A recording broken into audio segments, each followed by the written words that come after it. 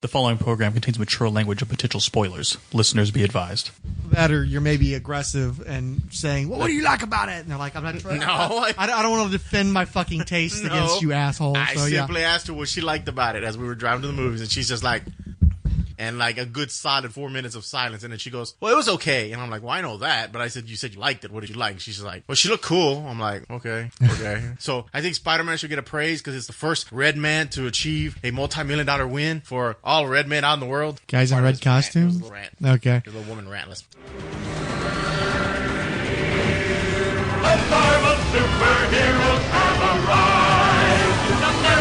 America. Fantastic Four. Hulk, Spider-Man, Iron Man, Spider-Woman, the God of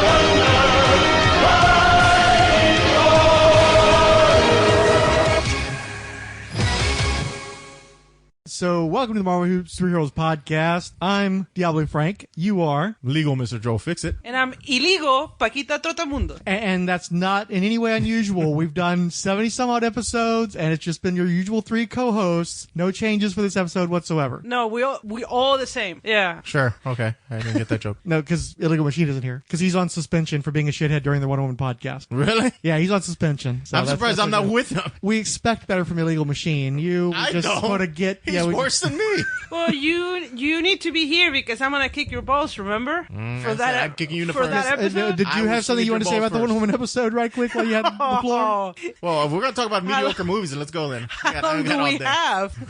See, I just have to say this. It wasn't a great movie, but for what it was, it actually speak to the woman and say, hey, this is a movie about a woman being strong and not dependent of a guy. It was great. Yeah, it's called Alien. Way better. No. Way better. Yeah, this one is like, 30, 40 years later for young girls? Yeah, that's good. No, still Alien. Well, Aliens isn't for young girls, dude. Got people's aliens ripping out of people's chests, all that gunplay. Pekita over here is not a big fan of guns, so no, that's going to be just everybody's it's back. World War I. Can we have two? What? Is it okay for us to have two in 40 years? Fuckwit. As long as one is good and the other one's mediocre, I can live with that. Anyhow, we're not here to talk about Wonder Woman. Thank God. We're here to talk about Spider-Man Homecoming. And we're going to go ahead and start with Pekita because one of these days we're going to do a deep dive on the actual comics, but that isn't today. So, Pekita, what experience do you have with the character of Spider-Man? In general or just in just in general. Do you remember the first time you were exposed to Spider-Man? I think it was the cartoons when I was little. Which cartoon was it? I think it was the one with the Super Friends. The one that Spider-Man had has amazing friends, Firestorm and Iceman. Well, do you remember what okay, so what do they call Iceman and Firestorm in Spanish, by the way? Do you remember? Okay. La Fuega and El Hielo. Throughout the podcast, I will remember what their name was. Okay, so you watched the cartoons as a kid. I watched the cartoons. I watched the first movie with Tobey Maguire, and I did not like those movies at all. And then I watched the second with that, what's the guy, Garfield guy? Andrew Garfield, yeah. I thought it was okay. We saw those together, you and I. Yeah, I think they're putting too much crap into that kid. But we saw both of them together because we actually went to the theater to see Amazing Spider-Man, and then we were on a plane where I was forced to watch Amazing Spider-Man 2, which is, I think, one of the worst superhero movies they've ever made. I think I haven't watched the second one, actually. You haven't watched Catwoman? Don't. I would argue Wonder that maybe... fuck off. I would argue that Amazing Spider-Man is worse than Catwoman. Oh, no. No, I would argue that. Right there, I already know your taste now. No, Catwoman is horrific. But Dialogue is horrific. But think about it. Again, think about the resources that Amazing Spider-Man 2 had versus the resources that Catwoman had. But Catwoman should have been an easy movie to pull off, a heist film. And they went supernatural, and not even supernatural, like the makeup is like the poison. If for no other reason, Catwoman is a better movie because it's still campy and ridiculous. So you're saying because it won raspberries, it's good? Because it's like a showgirls kind of thing where you could watch it ironically and it can still be fun. There's no way to be entertained by the Amazing Spider-Man 2. That's an awful fucking movie. Are you wearing like skinny jeans while you watch it? Because it's so ironic. I'm just saying you can actually find ways of enjoying Catwoman, even if it's just like drinking games and the like. But Amazing Spider-Man 2 is just the worst. I saw it think about it. That movie was so bad. Sony said, "Okay, Marvel, you better take Spider-Man back home. You better take him off Is our that the hands a villain little with bit." Electro? Yeah, and Green Goblin. I vaguely remember the movie. It's got a few moments. I think Andrew Garfield is good. I still think I like Andrew Garfield best out of all the Spider-Man. Personally. I like Hell the actual actor, but I did watch like the first 5 or 10 minutes of the second movie, and it kind of pissed me off because it's like, yeah, this kid is too popular to be a geek. Like his whole attitude, being like, oh yeah, being so well, and he's popular, a little too 30-something too. and it's a little That's- bit too handsome. Harding was too. the best Spider-Man I've ever seen. You mean Holland? Oh, Holland. Okay, man. yeah. Yeah. Oh, but Kid- finish what you were saying though before we dive into the movie. So you watched the cartoons as a kid. You watched the movies, most of the And movies apparently. I mean, I know about Spider-Man because you like it. I mean, you talk about it, and come on, it's kind of famous too. Yeah, I know Spider-Man's kinda one of those like the guys. basic stuff. You don't have to be a comic book person to know who Spider-Man is. He's kind of omnipresent in the culture. It's like Superman, Batman, to a lesser degree Wonder Woman, Spider-Man. You may never have read a comic book. You may never have known anybody who read comic books. You still know who those characters are, though. You can't escape them. And then I did more learn into depth with you because you told me more about how I know he was geeky, but I didn't know to what extent he was extremely smart. So that's Yeah, you might. I mean, if you read comic books, you'd probably like the character as portrayed in the early Steve Ditko, Stan Lee comic books because he's a much more hardcore nerd for the first several years under those creators. And not just Tobey Maguire in the actual first 3 movies, for which I did not pass that as a geek at all or a nerd or anything. Honestly, I thought he was a little bit too much of a geek. You couldn't see how he ever could have gotten out of the shell. Not the I Spider-Man. could never see Tobey Maguire becoming the John Romita Spider-Man. Not the Spider-Man was the worst geek. Spider-Man. Yeah, even what about Nicholas Hammond from the 70s TV show? I'd probably watch that. Dude, He definitely was a better- Raimi's Spider-Mans get too much praise. It's the same thing with the Batman, Nolan Batmans. The only one anyone really likes of the Spider-Man is always the second one. Why? Because Doc Ock. It's not because of Spider-Man. When you watch with Nolan Batmans, no one gives a shit about Batman. They all like the Joker. Same thing. So, Raimi's Batmans, for the old timers, which are around us, they're all like, oh, they were black. I don't own them. I don't think they're that great. Yeah. The Well, we stories- need to watch him and cover him on the show eventually. they're revolutionary because they made so much money for comic book characters at that time for Marvel. Yeah. But they really didn't set a bar, and it wasn't an enjoyable story. I never believed Peter Parker was a high school. The dude looked 30, acted 30. Like I couldn't stand Kristen Dunst as Mary Jane. I was like, no. And so at least when an Amazing Spider-Man she didn't play Mary Jane. She played Gwyneth, right? Gwen Stacy was played by Emma Stone. Yeah. That one was a little more believable. I do like the first one because I do like the Lizard. I thought the Lizard looked cool. But for the most part, Spider-Man has always suffered because Sony owns it and they don't know how to tell a story. Like, they don't do comic books. And so I rewatched. They've been showing the original 3. I saw half of the first one and stopped. Watched the whole second one and didn't realize how good Doc Ock was actually.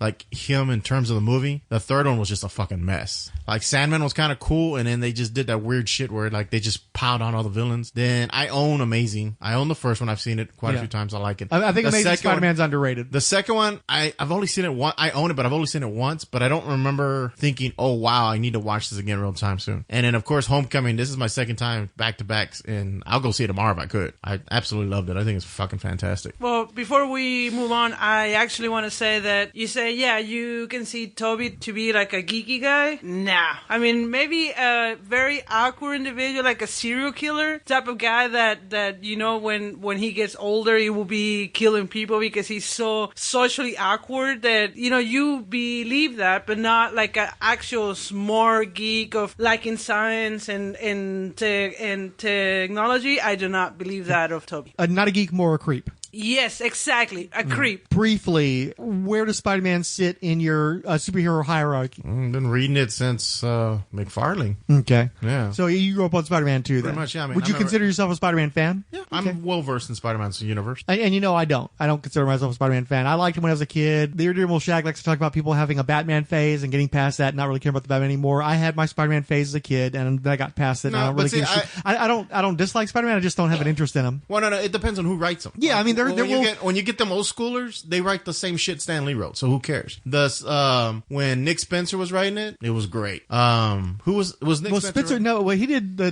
Deadly Foes of Spider-Man, which you've talked about a lot on the show. Yeah, but like fantastic. he didn't actually write Spider-Man. No, who was it? You're talking about Slott. Dan Slott. Yeah, Dan Slott. I liked his take on Spider-Man and Doc Ock and absorbing his memory. Have you read the newer stuff that they've been doing since Secret War? I've read it. Where he's more like Tony Stark now. Yeah, he kind of got lost where now he's this multinational companies all over the world, and Spider-Man's kind of almost like a Batman character where he's multiple. They did like Spider-Man Incorporated, basically, kind right? of. And I mean, it was too. I liked to me, Batman, Spider-Man, Daredevil are cool when they're your local neighborhood Street Fighter. When you start putting them in these huge arenas of global wars and stuff, it makes no sense. Like, he's a Spider-Man who shoots around buildings. Like, that's more like Cap, Iron Man. That's there. So that's what I liked about the movie. They kind of hinted that too. So I didn't see it as a neighborhood guy because he actually had cool power and not just shooting spiders. Is that what they call like a web? But he's more into like he's very, very agile, strong, fast, and that's why all his villains are like that. And they're all like the Vulture, the Rhino, Electro. He doesn't fight galactic characters, and he doesn't fight like the Red Skull characters that are continental. He doesn't have like enough power to do damage. No, I can see that. He doesn't believe in taking lives, so he couldn't fight in a real war. He's your local neighborhood. He's a smart ass. He swings around the city. He stops petty crimes. He stops crimes in the city, but you're never gonna see him stopping a nuclear bomb from going off. You're never gonna stop him. You're gonna watch him stop a cosmic character for taking over. That's not where you're gonna see him. So okay, I can see your point there. That's why he fits perfectly. And even in the movie, they kind of hint that that's why he wants to stay local. So that's why I was like, he's just not big enough to do that stuff. Okay, and they do that too much with characters. They did that with Batman. Because I saw what you were talking about one day. I was rewatching some Justice League cartoons, and Batman is kind of out of his league, and they make him too dark where he's like, I can take down the whole league. Yeah, they overcompensate. Yeah, there was a long time there, and I get why they did. They lost the whole detectiveness of him. Yeah, back especially when they started the Justice League in the 60s and going into the 70s, because Batman was so defined as a detective, as a gadget guy. Then what would typically happen in those old Justice League stories is he'd be working the machinery, he'd be trying to shut down the device, but he wouldn't really be able to do anything else. So he's kind of useless. In fact, if you look at those comics, a lot of times Batman is the way we perceive Aquaman these days. Like after Super Friends, where he was the guy who's always having to catch a ride in Wonder Woman's invisible plane. Yeah. And like, everybody else is like, he's going to push the Earth away from the sun. This guy's got his energy beam, and Aquaman's going to go talk to fish. Yeah. So Aquaman became the punchline because they built up Batman as such a super competent guy. But the problem I have with Batman is that they overcompensated to such an extent that now it's like, great, Batman. Yeah, Batman's going to save the day. Why do we bother with the rest of the team? Because Batman's better than Superman. He's better than everybody. Smarter than everybody. He's got a way of defeating every single person. It's just tiresome. So as I'm watching the shows, I came to realize if you really look closely, Batman's a villain. He just hasn't crossed the line yet. He's already figured out how to take out the League, which none of the League members have thought about. He's actually thought about how to stop, and let's be honest, kill his friend. He's thought about, how am I going to kill Superman? How am I going to kill Wonder Woman? How am I going to kill Martian Manhunter? He's already had that thought process. And he's just a shy step from committing crimes. Like, and technically, if you look at it, he is committing crimes. He's assaulting people on the streets. When he kicks in Killer Croc's lair, and Croc hasn't committed a crime, and he's beating the shit out of Croc, that's assault. He's assaulted a citizen who's committed no crime. So, as I was watching the show, I started realizing, like, man, Batman's actually a villain. Like, if you start looking at it, like, in terms of criminal, like, he's a villain. He's a villain amongst heroes who's just, they keep him around because they're not sure what. I'd almost felt like they kept him around just to make sure he doesn't go shit crazy and they can stop him on the spot. Because if he goes underground, they couldn't touch him. He'd vanish and just bad shit would happen all over. So that's just what I was reading into the show as I was sitting there binge watching it half awake. Well, it's like, for me, at the big companies, especially it was at the worst in the 90s, where they had their top characters, their guys that they were going to push, and they were just going to push them so fucking hard in your face. We've got the icons, especially I think after Image, they wanted to make sure to show we had the iconic characters, we're all about our characters, because they didn't have the talent that they used to have. And so they were just really in your face about it, and Batman especially is a guy they just ran down people's throat, telling you how cool he was, how badass he was, how you have to read his comics. And they did the same thing with Spider-Man, and they did it with some other characters as well. But where I turned on Batman specifically because of that stuff you're talking about, where it got to the point where he's basically a villain, and he's a dick to all of his friends, and he's just like, I just got tired of his bullshit. Where Spider-Man, I got tired of Spider-Man, and I got tired of his presence. I got tired of him always being pushed, especially especially in the 90s. But he never turned into like total dickhead. You know, he's still an alright guy. He's represents a type of heroism that I don't find very appealing. I'm not a big fan of the guys who are just like, yeah, I'm the nice guy and I'm pretty good at stuff. I'm not the best at anything. He's a blue collar hero. But he's not really blue collar. He's really middle class, sort of. He lives in like this idealized New York. Maybe? Huh? He's a pacifist hero? No, he's not really a pacifist. No, it's that he's just middle brow white boy. You know, it's just like, especially that again back to the 90s. There was a time where he was poor and he had this old elderly aunt that was always on the verge of death, and he was kind of a nerdy guy. And he's trying to keep up with his friends, and you know, then in the 90s he was married to a supermodel, and he had a high paying job in journalism, and he was had books published that he was doing signing tours on and shit like that. It's like, this guy isn't my underdog anymore. This isn't the guy who's like representing guys like me, and he's never really represented guys like me because my straights were different from his straights, and he always seemed like his problems were more white people problems, you know, to much degree. It's like he's supposed to be the common man, but it's like you're living in a nice apartment, you got a beautiful wife, you've got cool gadgets, you're really super smart. I didn't see him as aspirational. I saw him as the kind of guy who thought he was normal, thought he was average, but he had all kinds of great lucky breaks, and he's got all these great friends and all this cool stuff that happens in his life. So he just that kind of wears on me. But he's an alright guy. He's an alright kid. He's just not my kind of superhero. Obviously, I'm a Cap guy. I like the guys who really step up and fully embrace superheroism, where he's the guy who the ones who give a speech on the GMs. And, yeah, exactly. Don't get detention and behave properly. Right. I like those guys. Or I like anti-heroes too. It's like even when I was growing up,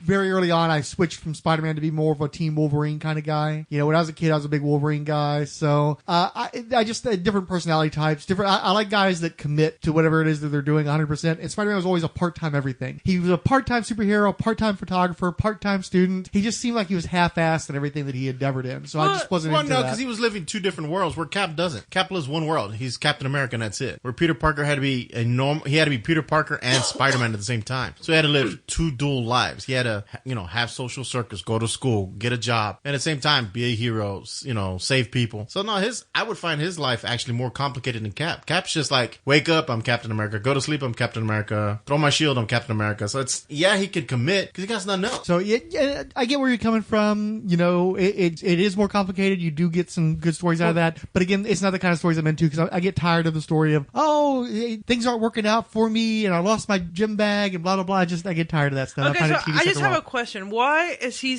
a journalist? I mean, the type of brains, apparently based on what you told me and on the movies, he's like super into technology, science, math. Why journalist? I mean, because that kind of... Well, he made money off taking pictures of Spider-Man. Yeah, when he was still in school, he would support him and his Aunt May, who was obviously much older woman in the cartoons and comics and stuff. He was supporting her through the photography while he was still in school, while he was in high school and then on to college. So then into the 90s, he graduated from school and he just kept doing that instead of using his brain, like you said. But in the more modern times, as Ms. Fixit was talking about, he now is like an industrialist like Tony Stark. But that's a fairly recent thing that's happened. Okay, see, I can see that better instead of journalism. I think in the comics, being a journalist, it's kind of... But also you got to think, this was a big thing. This was the infancy of the internet. So technology was not something, like when you thought of technology, you thought of other characters. Like Peter Parker he couldn't be building computers or something like that. Well,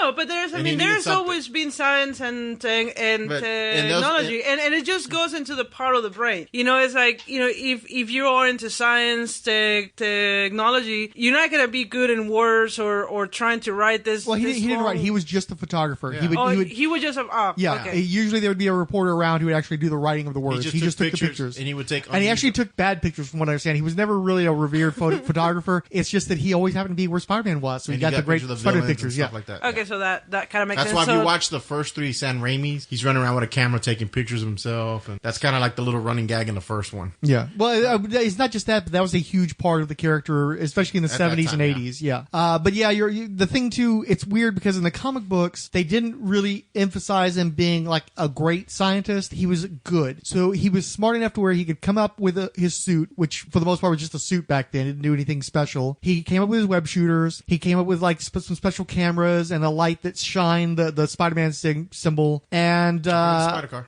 I don't think he did the Spider Buggy. I thought somebody made that for him. I thought he did. Did he do that himself? I don't know. I didn't read those comics. And he was the guy who could like kind of figure out how to like deactivate a bomb or something if that came up. But he wasn't like a genius where he couldn't build like a suit of armor. He wasn't the guy like your go-to guy for science stuff. Tony Stark. Yeah, so he was more like a gadgeteer. So I'm trying to figure out a way of putting it, but he was just do-it-yourself guy. Yeah, he was a DIY kind of guy. He wasn't really at that anywhere near their level. And I would think that in the way Marvel is characterized, because of the stuff that people can do in Marvel, the stuff that he could do as an inventor just didn't compare to what Reed Richards and Victor Von Doom and all those kind of guys could come up with. So he was too small time. It's like I think there was this great divide where you're either a guy who can come up with a time platform that allows you to go back to ancient Egypt if you want to, or you could just make like web shooters. And then that there wasn't a lot of parity between those two. Okay. And I can see Fixit point now about him being a local and not a major hero because he doesn't have the actual power to the power level of being world class. Yeah. And actually that's something I liked about the movie was that we got back to Spider-Man. He's full on in high school. You know, they got that great bit where Tony says that he's 40. He's like,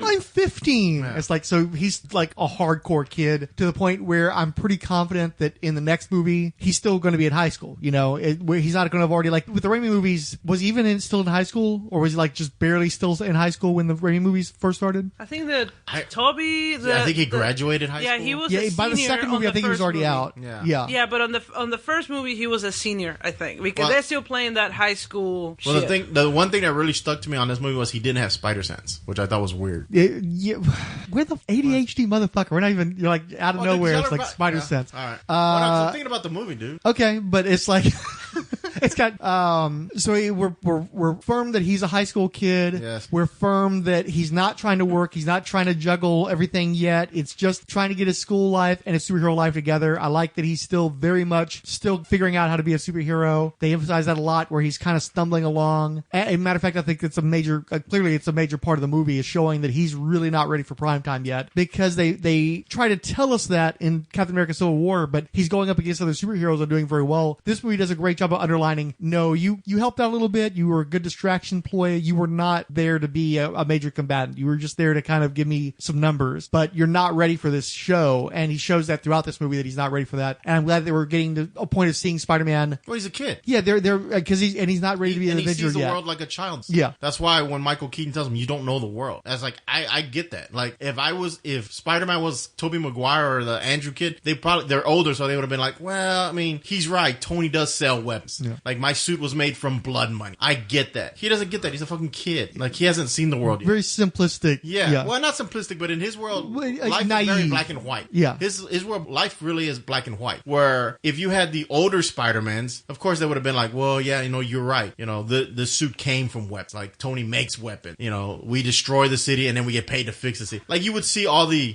underbelly of what's going on. Like, we're not just shiny heroes. We actually ruin people's lives while we're fighting each other. Like you would understand all that. When I watched him, I got the sense that he doesn't understand any of that. He wants to get out there and fight. He's a kid. He got great power. And he wants to get out there and beat up somebody and he wants to look cool. That's what I found refreshing about it. Because I found myself saying, why are you doing that, you idiot? And then I realized, because he's a child. Mm-hmm. Like if I was a child in that mindset, I'd probably do the same thing. So I was like, I found that extremely refreshing. Well, I think that was, like I said, I liked Andrew Garfield better as Spider-Man. I liked him. He was definitely a Romita era Spider-Man, but I just liked him better. I thought that his line delivery is better. He just had to deliver much worse lines because the writing on those amazing movies were not great. This kid is really good at, because he's in his 20s, if I recall correctly. I think he's in his early 20s, yes. But he's so good at selling himself at being younger. He's so good at selling that persona to where, even though, he's got a great physique. He's pretty well built and everything. We see him half naked multiple times in the movie, but he makes you feel like he may not be able to sell 15, but definitely he still feels like a kid just through the performance. And I thought he did a great job with that. I thought he was like 16 or 17. And based on his persona. And that's the whole thing, that the entire movie, because Frank told me that he was 20, and I'm looking at this kid, like, he's not 20. He's like 16, 15 years old. Yeah, I thought he was like 16, 17. So I was like, so you say he's 20? I'm amazed. I thought he was a kid. Like, I don't think he's just 20. I think he's older than 20. But he sells the kid. But see, that will be a problem on the future movies, because then you're gonna be seeing the same kid if he's already 20. He's not gonna grow much older in his physique and his face. So that could put a little bit of. Well, I mean, all he got left are the two Infinity movies and then one more Spider-Man. That's it. Where do you get that from? Well, he shows up in the Infinity movie. Yeah, I'm aware of that. And then but they at the very end, it's his Spider-Man Return. They've already talked about a sequel. No. Yeah, but with 93%, I mean, I'm pretty sure that they're gonna milk this guy. The producers at Sony were already dropping a hint that the sequel was coming out because they caught everyone at Marvel offhand. Like, nobody at Marvel. They thought, we're just gonna make this movie, make our Infinities, and that's it. We'll put them back in your box. And it was like, oh no, Venom's in the next one, and it's part of the MCU universe. And so there was a big joke about that. Yeah, there's been confusion about that, and adding to the confusion is Tom Holland, because one of the jokes that that's kind of got notable now is that he is a lot like Spider-Man in that he's got loose lips, he can't keep a secret, so they won't let him have the entire script to Infinity War, so he doesn't spoil anything in interviews. But one of the things that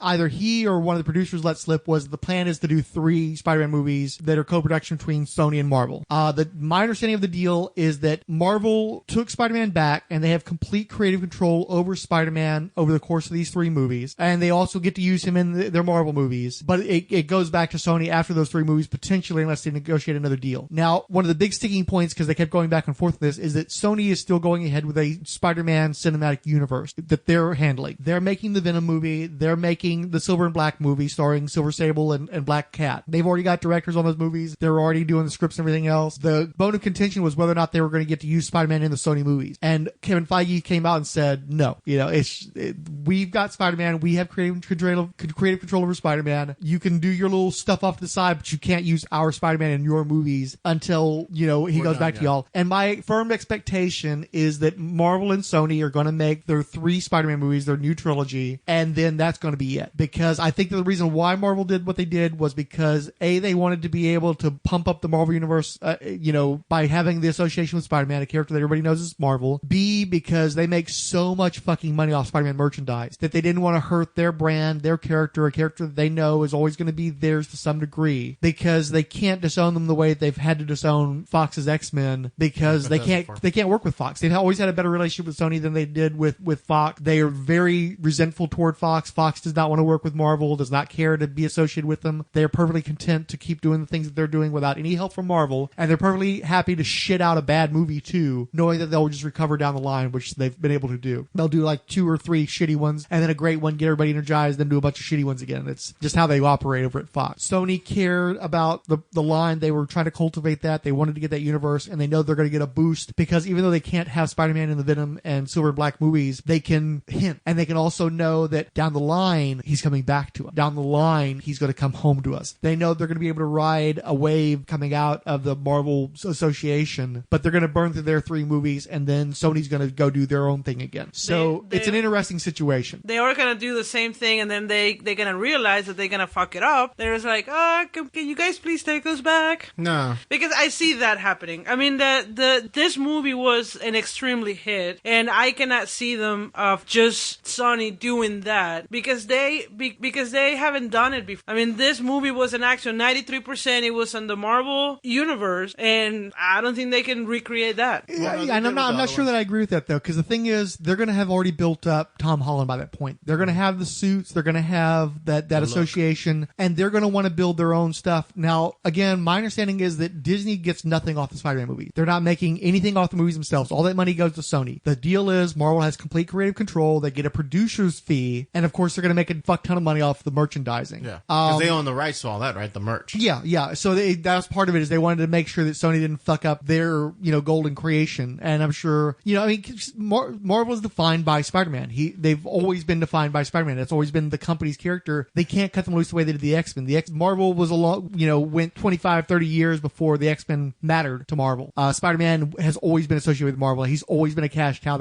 And Disney puts out the cartoons. They put out all this stuff, so they wanted to make sure that they had Spider-Man in a good place for their own sake, and for the sake of Marvel. But I do think that Sony, and I think it's a smart play, is you let Marvel build up Spider-Man, you take him back, and then you can do basically what they did with the Avengers. They're going to take this time to build up their little universe, build up Venom, build up Silver Sable and Black Cat, build up what other characters they want to do, and then they get to reintegrate. Then they get to do, now we've got Spider-Man back. Now he's homecoming to Sony. So I think it's smart, because they're going to be able to create their own universe around Spider-Man, waiting for Spider-Man Spider-Man to come back home to them. Really, And there's no reason why they have to make that Spider-Man deal. movies can you really pull off before it becomes old hat? Well, How many Batman movies can you make? How no, many but Logan the thing movies is- can they make? 3. That's Well, trilogies. They've I don't always done know. trilogies. They tried the And they trilogy- just do a reboot. The Batman, the only really good ones of the original Batman are the first 2. Batman 3 was There are people who would argue that Batman Returns isn't good, but those are people who are very wrong. Which one? There are a lot of people who don't like Batman Returns, man. I like it. I Oh, I was love thinking it. about My Logan. point is, even Batman after the first 2, they jumped the shark. X-Men, the first 3, what is it? They had a reboot which was First Class, and then all of those. Logan, there's only 3. The first Spider-Man there was 3. The second Spider-Man there should have been 3, but there was only 2. I can't see them doing like 7 Spider-Mans. And I can because look at James Bond. You know, you But recast Bond the is- actor. but Bond is very, just like Star Trek, it's very tiresome. Like the first, like they say, every other movie's the hit. One will drop, the next one will be, they'll do something No, different. Star Trek is every other movie. James Bond is again about 1 and 3 are good. I say 1 and They've had a 4. decent streak with Daniel. But they also Craig. change actors. Yeah. And so you get a different take on Bond. I mean, the only reason I like Daniel Craig the last run was because he was more of a thug. He wasn't a Bronson or a Connery, you know, where he was a smooth, or even a Rogers. He wasn't this smooth. He was more of a thug. Like he beat up people and he got his balls bashed in and he was a thug. So I kind of like that aspect of him. They tried to play him up a little bit the last one in Spectre, but it just, again, failed. It was just a crappy movie. So I think same thing with the I Star like Wars Spectre movies. better than you. Apparently, I actually thought Spectre was pretty good. I like the one before Spectre. And then I didn't like Skyfall. I'm sorry, the first one before Skyfall. well, actually, Quantum of Solace was the one before Which one that. is Royale? Casino Royale was the first Daniel Craig. Yeah, that's the one I liked. I thought that was a good one. You didn't like any of the other ones? Skyfall was okay. Quantum of Solace I thought was Dude, underrated we're way too. off topic, dude. Yeah, I know. That's why we need we need Mac here, because we're way off topic. We're supposed to be talking about a movie. We've done the history of the movie, the franchise. Right. Let's talk about the So movie. what we were talking about that. So anyway, so do we want to actually talk about the plot of the movie, or do we want to dance around that? Do we care about reciting the plot of this movie? Not 'Cause really. People are going to see the shit, Yeah. so we'll just kind I of. just want to know what you think. Okay, we'll get there. Because you were chuckling, but you Well, always you hate actually on. leave Frank at the end. That's the fun part. Okay, well, we'll get there. We pretty much all agree, though, Tom Holland was a good Spider-Man. I liked them a lot. Okay, what do we think of Liz Allen? Oh, the girlfriend? She was cute. I actually thought Maritza Tomei was smoking hot. Oh, real quick, and I just want to state something. Michael Keaton's a goddamn plain and simple. Okay, so Liz Allen, I thought, was an attractive young woman who didn't really got a lot to do as the girlfriend. It's funny because these Spider-Man movies have tended to be defined by the relationship between Peter and, you know, his lady love. In the first trilogy, it was Mary Jane. In the second trilogy, or duology, I don't know what the hell you call it, the twofer, was Gwen Stacy. And those are like the two big women in his life for the most part. I think the third would maybe be Black Cat, which again would be very interesting once he goes back to Sony. But it's interesting that since they're going back to the high school days, or seeming like they're going to go back to the high school girlfriends too, the ones that didn't really make it big. And it's funny that they went back to Liz Allen, who was again one of the big girlfriends in the early days, and hardly anybody seems to remember Liz Allen anymore. I don't remember. She married Flash Thompson ultimately. Did she? If I remember, didn't she? Or was that Betty? Fuck, who married Flash? Who cares, dude? No, Liz Allen married Norm Osborn, or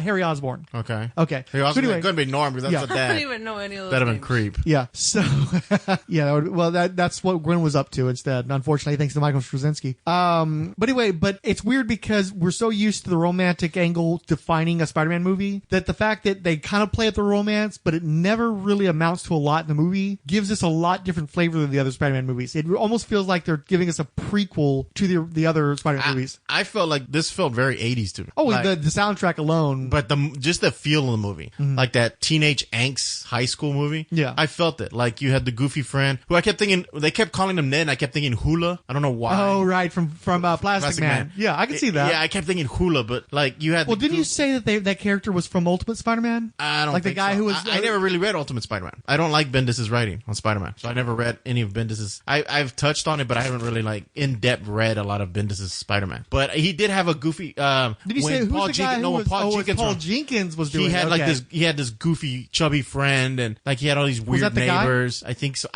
But I remember his name might have been Ned, if I remember correctly. I'd have to go back and read the Paul Jenkins stuff. Okay. But like I know they enjoyed- brushed up against Ultimate Spider-Man a lot because you realize Donald Glover's character, and Donald Glover is from Community. He campaigned to become Spider-Man He at one wasn't going point. to pay Miles Morales. He was never going to play that character. Right, but I think He's isn't he too playing? old. But no, what I'm saying though, isn't he playing the uncle? I mean, because if I remember correctly, in the Ultimate He said, Spider-Man, he said his nephew lives in the neighborhood, so. right, and I think he's playing that because Hobie Brown is the Prowler, and they were. Oh, was he? Well, no, but that's just it. He's not Hobie Brown. He's got a different name. Okay. So I don't know if he had a different name in the Ultimate Universe or not, because I didn't read those comic books. I know in this movie we had the Vulture, Scorpion, Shocker, and the Tinkerer. Was it the Tinkerer, the guy's name? I think the guy that was like, I'm always quizzitive. I liked that at least 3 of these guys we knew, because Bokeem Woodbine, of course, we've known for ages. I remember, I think the first thing he was in that I recall was The Big Hit. Oh, yeah. That with Mark Wahlberg. Yeah, he's done tons of stuff.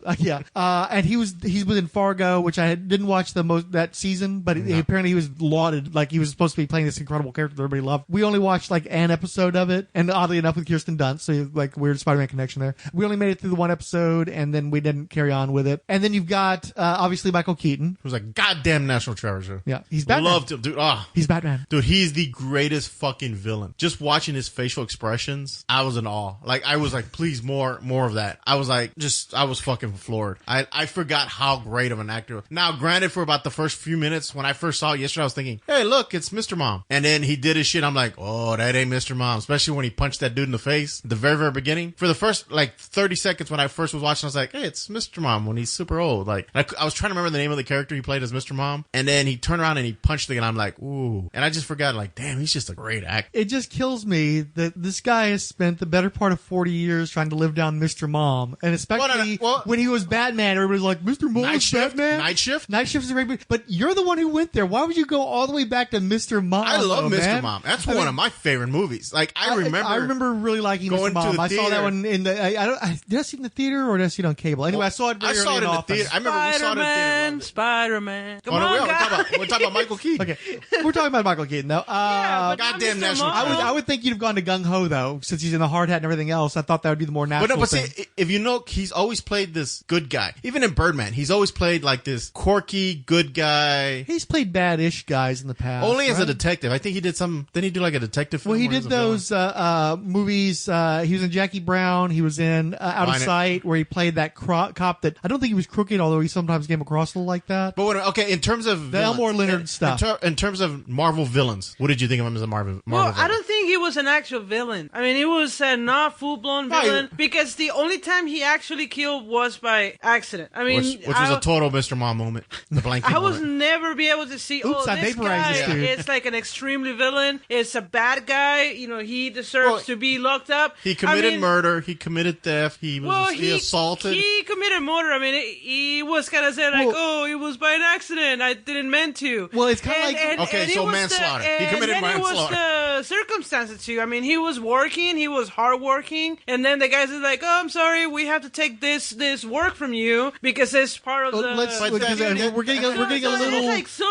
We're getting a little too opaque. Let's clarify real quick. During the Chitauri invasion, after the first Avengers movie, when there was all that wreckage left over in New York City, which I thought was kind of neat, which was great, and they've touched on this too because there was the Marvel one shot where some guys got a hold of a Chitauri weapon. We're using that, and S.H.I.E.L.D. ended up recruiting them, which I still want to see a continuation of that story, especially given who recruits them. But yeah, we get Damage Control, which Marvel set up in the 80s, was the company that goes in and cleans up the messes after the superheroes go and get into trouble. I love that Tyne Daly managed to get herself into the Marvel Cinematic Universe, which is it's great that I'm loving how many older actors and these great character actors that are getting drawn into this cinematic universe, because the shared universe, they have a certain immortality because they're always going to get to play that one character. They'll always be associated with that one character. That if the Marvel and Disney machine have their way, will be on. They'll be like these movies will be around for 50 years. Yeah, easy. But Damage Control ends up coming in and taking over the job that Michael Keaton, as a private contractor with the city, was going to do, where he bought up all these trucks and he basically invested a lot of his life in being the guy in New York who's going to get to clean up these messes, and they take it away from him. Salvage, yeah. And you even get the guy who's like the dude from the EPA in the Ghostbusters movie who's got to be a dick about it too. And it fucks up his life. And obviously he's a blue collar guy. He's in over his head, and it's like he ends up with his alien technology, and that's how he becomes the Vulture. And which looked amazing. I never would have thought they'd pull off a Vulture suit. I do agree on that. I do love the thought that went into this movie was shit like, how do you make the Vulture make sense? And it's like, well, he's a guy who's flying high up in high altitudes at night. Of course, he's going to need like a bomber jacket, which has that cool fur, which has the furry collar, just like the Vulture had. And he's got a helmet, which makes him look bald, and he's pretty baldish beach to begin with. But it had the eyes. It kind of had like a because beakish it's look. that glowing green eyes where it illuminates around his head and stuff. It gives you the sense of the green, even though they don't actually have him in green. They could have gone there, though. I think they could have gone green. I love the claw feet. Yeah, the claw feet. I thought that was nice. And again, a great reason for him to have it because he's got to pick up the salvage stuff that he's doing. So again, for the folks who have seen the movie or not seen the movie, the way that he manages to have his company survive is that he's a vulture. He goes and he scavenges equipment from all these different battles, and because which are all over everywhere. And he can't do it legally because that's the Department of Damage Control, which is associated with Stark. So it's all fucking rigged. Where Stark's the guy who caused the messes, and he's the one who gets to collect the equipment afterwards. The little guy can't make any headway, so he's going to give the little guy a shot by being a super criminal, and he definitely wins you over to his side. And it makes perfect sense conceptually. He's a vulture. His suit makes sense. Again, I wish they'd gone green. I think they could have gone dark green and it'd been okay. I like the darkness because he hid. Mm-hmm. He was like he's a black vulture. Like you never saw. I love the way that one scene where you see the webbing and the feathers close like almost fingers and cut where them. It cuts. Yeah, and I was just like, and you see him many times. He's cutting through. And the thing is, it made sense because if you watch, he had his hands in these. He had like these guards on his hands. So apparently he's moving the wings while I guess you would call the propellers, or what do you call the those? jets. Yeah, they're the ones that are kind of stabilizing him. I thought he looked fantastic. I was like, shit, I want that toy. I just want that toy to sit on my shelf because it looked great. Yeah, and I like too how it had weight. This isn't like flat Falcon's lightweight wings and shit. It's he's wearing a small Falcon jet. In shame. Yeah, dude, when he had that wingspan, and I love Vulture would fuck up Falcon, no doubt. Well, I love the fact when he's going through that ferry ship, and you actually see his wings are hitting the side. What you talking about? It's the Falcon.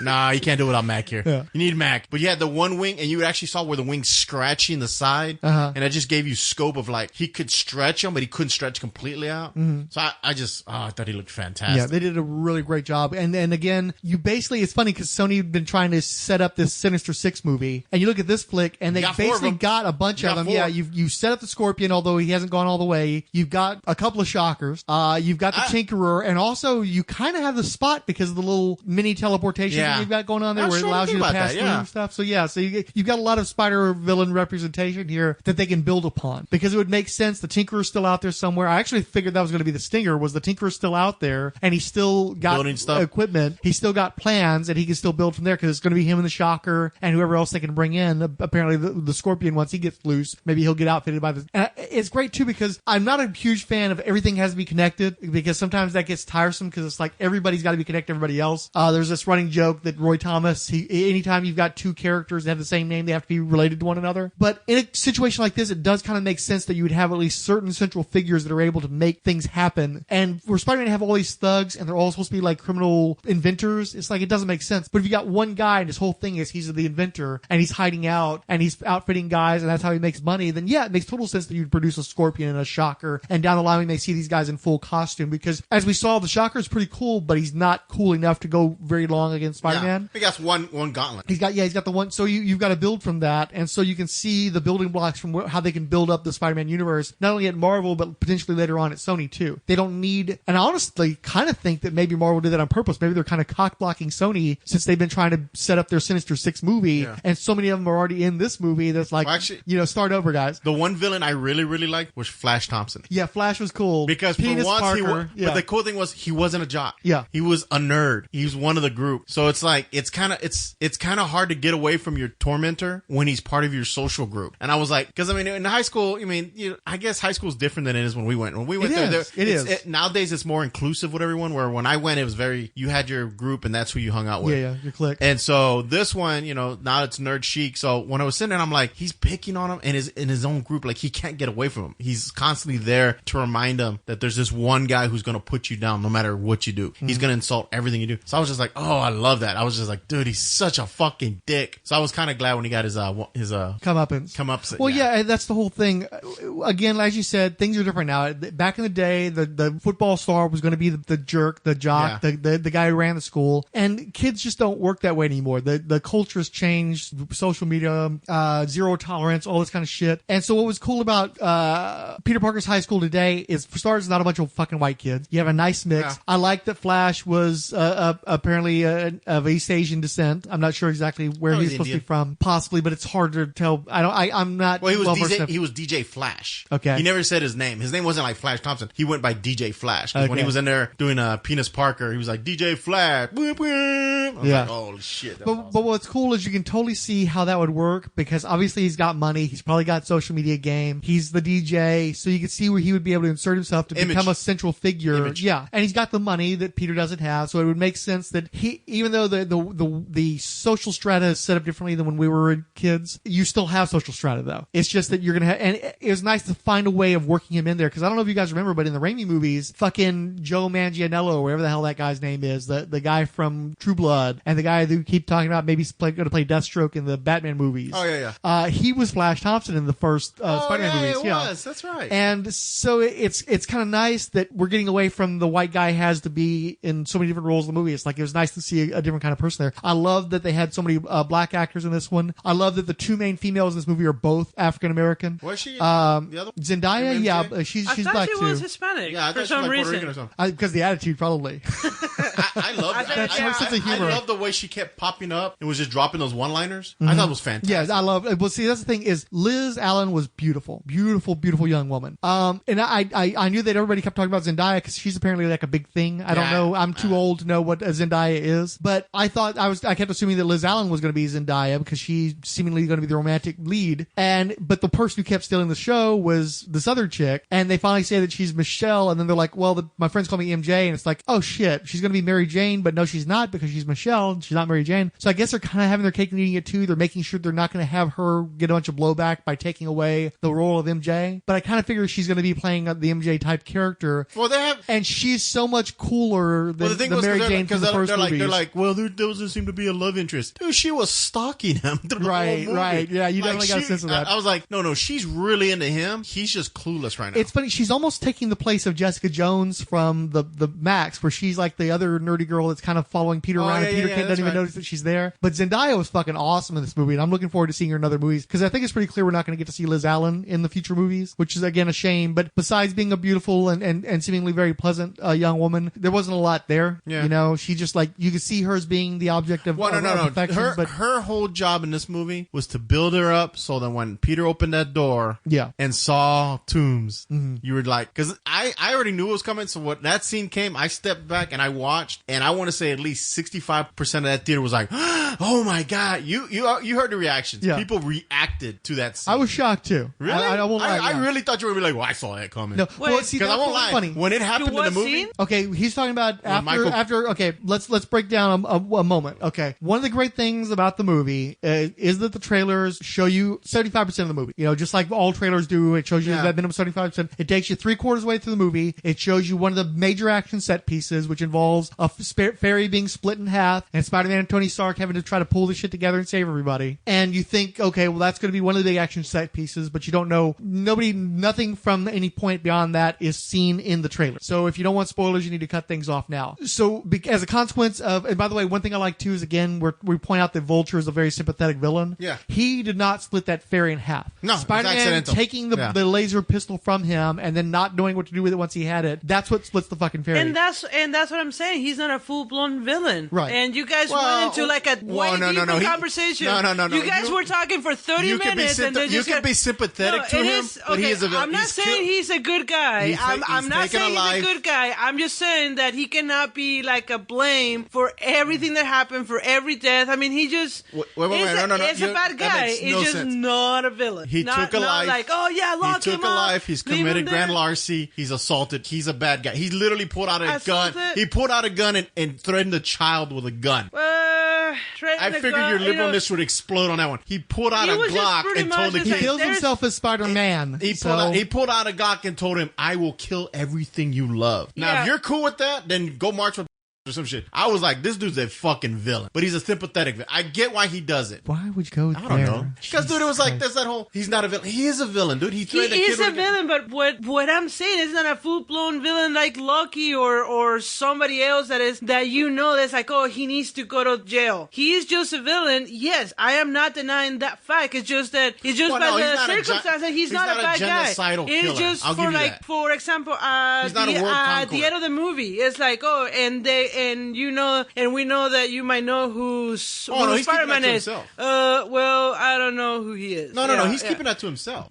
Like he said, play it close to the vest. I respect that. He plays his cards close to the vest. He's not going to tell people what he knows. He's going to keep that information for himself. So when the sequel comes out and it's Sinister Six, he's there with I'm them. just saying that it's not just black and white situation. Well, no, but he's not because every single even the hero. Then you would say the same thing about Zemo. Zemo's not a villain. I will say the same thing about Tony Stark. In my book, he might be a villain because he actually kills people, sell weapons, and then he do fucked up shit like the Ultron. I mean, it's just like a circumstance. And some other heroes that you might call, they are heroes. I'm sorry, but in my book, if you kill somebody, it's like when Wonder Woman. I say, well, Wonder Woman, they might say, oh, she was saving all these people. But then it was one scene that she just started killing when she was going to the base, was it? Right? When I tell you that there were the guards there and then she just started killing people. And I said, see, me as a pacifist, it's like, well, can you just knock them out so they don't come back, to kill you? I don't know. I'm just saying that this is not just a black and white situation. Yes, I'm not saying that when everybody's got blood on their hands, it's hard to say who the good guy is versus who the bad guy is, depending on your perspective. And that's what I'm saying. It's just not a black and white. It's just depending on circumstances. And he's not like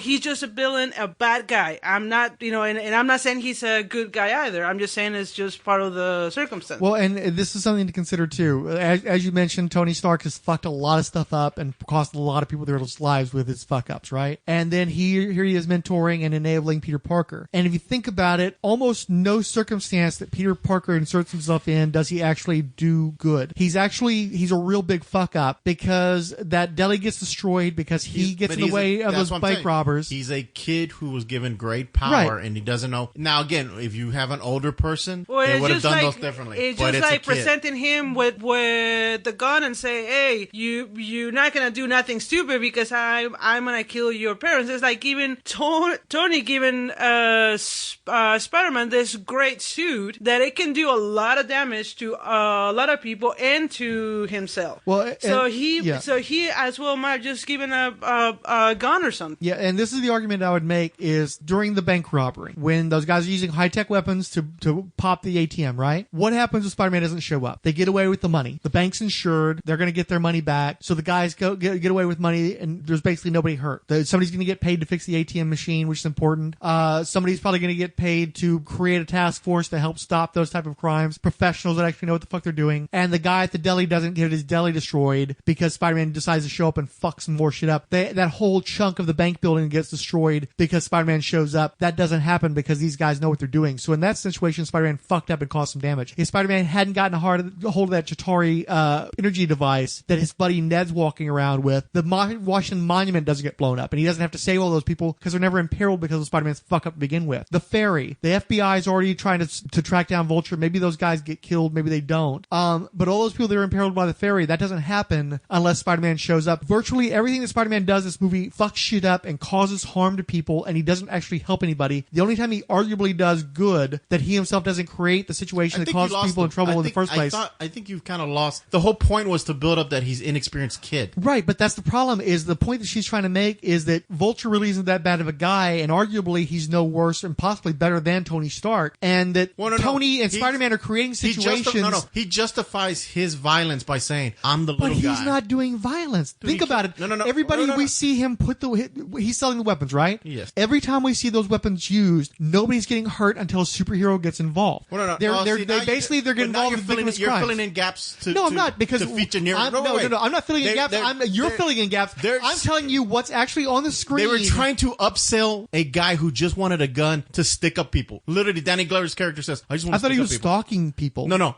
He says, he goes, why are you trying to upsell me? I just want to stick up people. Yeah. He wanted just a little pea shooter. Okay. And they're trying to sell him these massive weapons because they don't do pea shooters. They're trying to say, we're the new guys in town. This is the armory we have. So it's not like, no, he's a kid who these weapons are coming into town and he's trying to tell Iron Man, but again, above their pay grade, they're dealing with Thanos and all this other stuff. So below their pay grade then. Well, below their pay grade. But they're too big. So Spider-Man is this inexperienced kid who they want him to do little shit. Stay busy. Get a churro. That's all they want. But he wants to do bigger things because he hung out with the big boy. And that was his mistake. He got a taste. chalupa. No, it was a churro. Okay. He got a taste of the good. He got a taste taste of being Come on a on, that's not mission. even the same thing. He got a taste of being on a mission, and that's what he wants. And you can't put the genie back in the bottle. They let him out. Tony let him out in Civil War. Can't put him back in the bottle. So he wants him. So he's going to get into shit because he doesn't really know how to be. He's not Cap. He's not Iron Man. He's not Thor. He's not an Avenger. He's just a kid.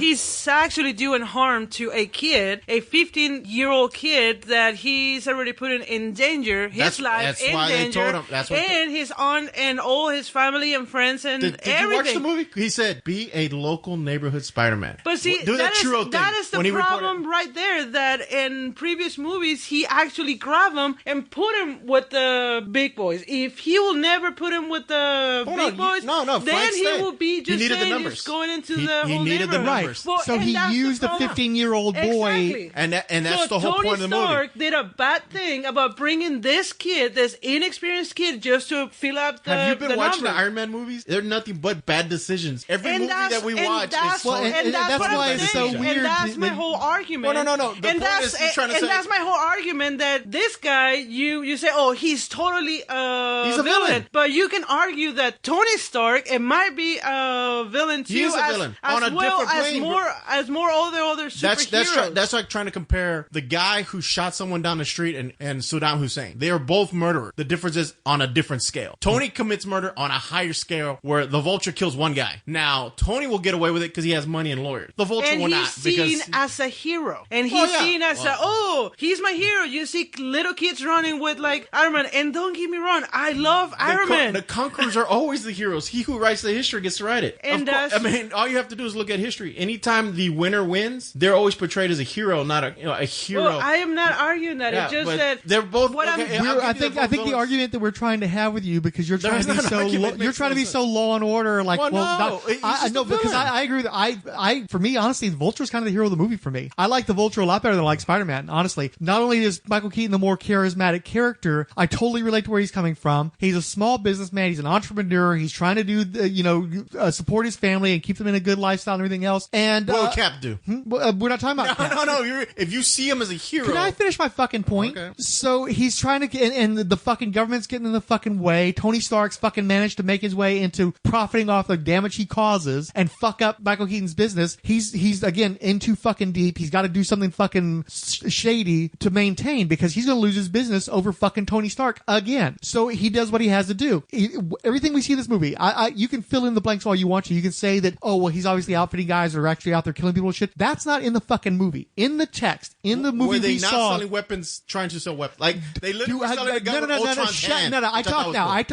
I talk now. In You the talk fucking too much. In the fucking text, in the fucking movie we saw, we never see a single fucking person directly imperiled by the weapons at the intent of the people holding the weapons. The only time people are imperiled, the only time major property damage happens, is when fucking Spider-Man gets in there and causes the problem. Spider-Man When fucking Vulture blows was up. shooting at the FBI agents. The FBI before he lost the gun. and again, he's but- shooting at them, trying to kill someone. Yeah. And he's firing a weapon at them. Right. Now I think at one scene I think those FBI agents got killed because actually the explosion. No, happened I don't- between all I don't know four if of they them. got- yeah. You saw the bodies just jump. Don't know. No, they went in the water just like Scorpion did. We see Scorpion alive at the end, so no, they don't get killed. No. I'm But talking about the ones on the top again, deck. but when he's firing at them, when he's actually, shooting at them. hey, here's the thing though: who put the FBI on that boat? Spider-Man, because he No, talked. Iron Man did. And how did Iron Man yeah, know? Iron Man. Spider-Man told him, and Iron Man told the FBI. To show up, so yes. ultimately, Spider-Man put the FBI on the fucking boat. It's all fucking Spider-Man's fault. Everything is Spider-Man's fault. What we see in the movie, you can say, "Oh, this would have happened," but based on what we actually saw, a bunch of criminals were committing victimless crimes using high-tech weaponry. Victimless crimes? Oh, come on, dude. Yes. They were You don't open believe it. ATMs. Yes, they were They were fucking all- robbing ATMs that are fucking insured. So yeah, they're fucking crooks. Yeah, they're making money, but we never see people imperiled directly because of the weapons, directly because of what Michael Keaton's doing. Logically, will that eventually come to a fore? Yeah. Logically, at some point, that shit's going to happen, but we don't actually see that. And Michael Keaton, until that happens, he's still somewhat blameless because all he's doing is You the do realize same he was fucking showing shit. He All was he's selling doing a is the truck same. full of weapons, right? To Scorpion and them. Right. Which they did list as a murderer. Okay, so yeah, he might have gotten to that point where he crossed the line, but again, He was he's selling losing a guns bunch to of a fucking murderer. money because Spider-Man's getting into his business. He doesn't rat out Spider-Man, and you might be right. One of the reasons might be because if Spider-Man dies, he has no leverage. If Spider-Man's alive and his daughter and his wife are still out there, by the way, that was his wife was Garcella Bouvet, who was on that Jamie Foxx show for years, very hot. know. Yeah, so it's nice to see her again. In the context of the movie, he's a criminal, no doubt. out. Is he a villain? Is he a bad guy? Not necessarily, because most of the shit that gets fucked up as a direct relation to what Spider-Man causes. He creates the havoc. Vulture, in the context of the movie, does not create the havoc. He is responding to Spider-Man and to Iron Man. And for all we know, he might have, based on the, he wants to keep a low profile. He tells everybody, keep it below the line. Don't get us in trouble, but push the merchandise. If a guy like Scorpion crossed the line, we don't know that Vulture wouldn't have gone after Scorpion. We don't know that Vulture wouldn't have gone, you're bad for business, I'm going to take you out. His only draw is to make money for his family. Right. He could walk away and say, you know what, I'm going to lose everything, but that's fine. I got my family.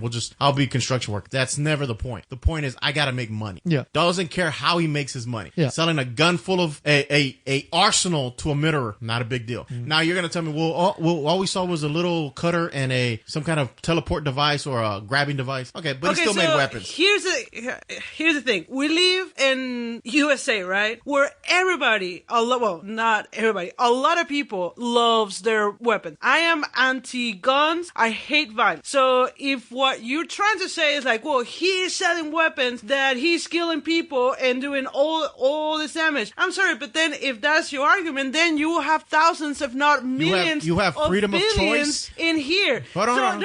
You arguing that, okay, this guy is selling weapons that is causing damage. So what about the guy on the gun pawn shop or whatever you guys were saying earlier? Oh, I want to go there. Yeah. I'm sorry, but that guy, to me, it might be a villain, because what you're saying, hold on. if you sell weapons, then you are a villain. So all these people who have gun shops and all these people who create weapons, they are villains too. You are freedom of choice, not freedom of consequence. You have a freedom of choice, but you do not have a freedom of consequence. You have a freedom to buy a gun. If you buy a gun, whatever happens, you are not free of that consequence. And that's a typical. I mean, it's people who are buying weapons from this guy, from this vulture. He has a right to sell them. They have freedom of buying weapons. Freedom of choice. It's like, oh wait, just not a freedom of the consequence. Okay, well, this guy is selling weapons to people who want freedom buying those weapons. So where is the crime, according to your book? I can't do this logic. This makes no sense.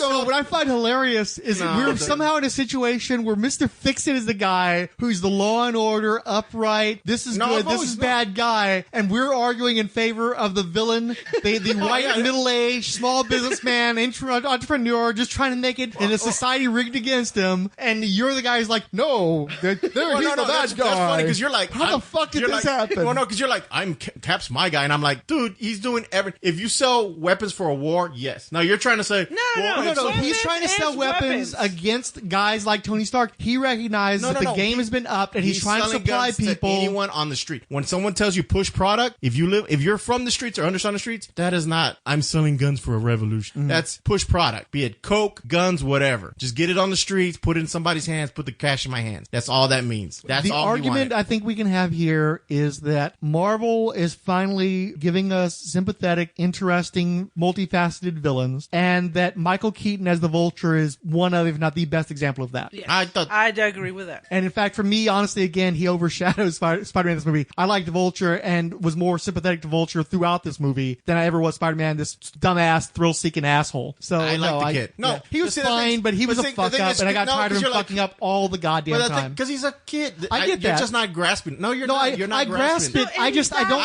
I'm not a big fan. He's a kid that has been given a lot of power. So with great power comes great responsibility. I know, but he's a 15-year-old kid. He's always been. So it is also the blame of Tony of giving him this much power. So yes, he never gave him the power. Move the microphone. If you're going to talk to Mr. Fixit, make sure. He never gave him the power. He's trying to tell him how to control it. He's given a very powerful suit. Yeah, with training wheels and all that stuff, which was cute and fun. Can they activate? Yeah. So no. Okay. So moving past that, I understand what the movie was doing. I get the tech. I'm glad that they made that movie. It's a situation though where it's not a movie made for me. It's a movie made for Spider-Man fans and for kids, and it's not my bag necessarily. Well, so and for me going into the movie, I'm rooting for the Vulture, honestly, because I think that's the more interesting character. I think that's the character that's telling a story. That's the Joker. That's the no. He's not, because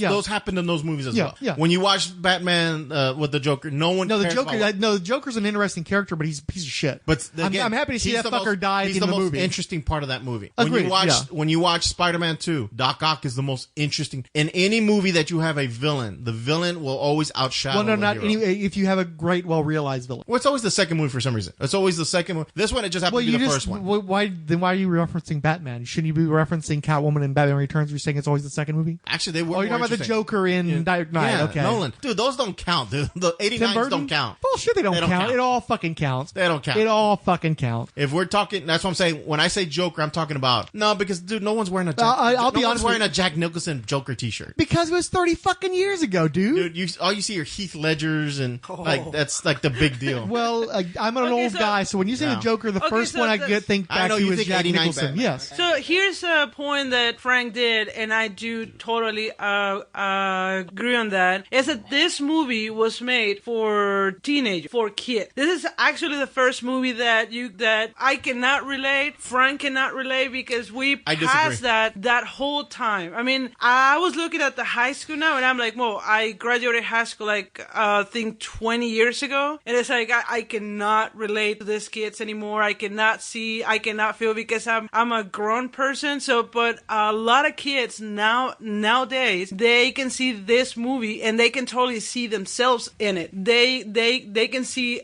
being Spider-Man. If, like, for example, Tony Stark. I love Tony Stark. I love Iron Man because of the whole technology, and he's older, that I can say, oh yeah, I can totally do that, or I can create that because I might have the money to buy more gadget. Now, I cannot relate to this kid because it's just a kid's movie, like Well, not just that. Also, all the cool stuff that Spider-Man has, he's given by Tony Stark. Yeah. So for you, it's like you're not like, oh, he's so cool, he's so great with the gadgets. It's like, no, Tony Stark's great with the gadgets. It's like he's just me, wearing the suit. It's like he's giving like Rhodey. Yeah, it's like me giving gadgets to my 15-year-old niece, and that's how I can relate Tony to a nephew or something like that. So this movie was mainly towards the teenage kids. But it was a weird, interesting space that this movie inhabits because, as you mentioned, it very much has that John Hughes kind of feel. I watched that, and there's a lot of nostalgia. I saw up to and including the goofy